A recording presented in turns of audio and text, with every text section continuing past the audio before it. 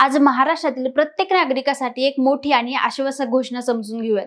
आज आपल्या कुटुंबातील कोणालाही मोठा आजार झाला, ऑपरेशन, आयसीयू किंवा महागडे उपचार करावे लागले तर राज्य सरकार 20 लाखांपर्यंतचा संपूर्ण खर्च उचलणार आहे। ही घोषणा स्वतः मुख्यमंत्री देवेंद्र फडणवीस यांनी केलेली आहे। आधी सुविधा काय होती?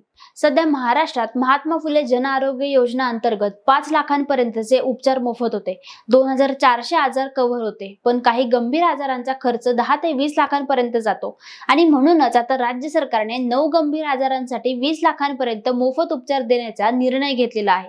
आता अधिकृत आजारांची यादी लवकरच जाहीर होईल। आता याचा फायदा कोणाला होणार आहे?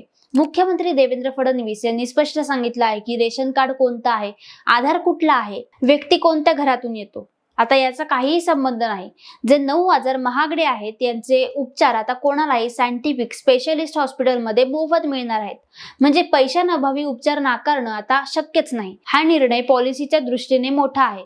हेल्थ केअर इक्विटी वाढते, कॅन्सर, मोठ्या शस्त्रक्रिया, आयसीयू हे खर्च सामान्य माणसाला झेपत नाहीत। 20 लाखांची सरकारी मदत म्हणजे हेल्थ केअर सर्वांसाठी समान करणारा मोठा टप्पा आहे। 20 लाखांपर्यंत मोफत उपचार ही घोषणा राज्यातील प्रत्येक कुटुंबासाठी आर्थिक आणि आरोग्य सुरक्षतेला मोठा पाऊल आहे।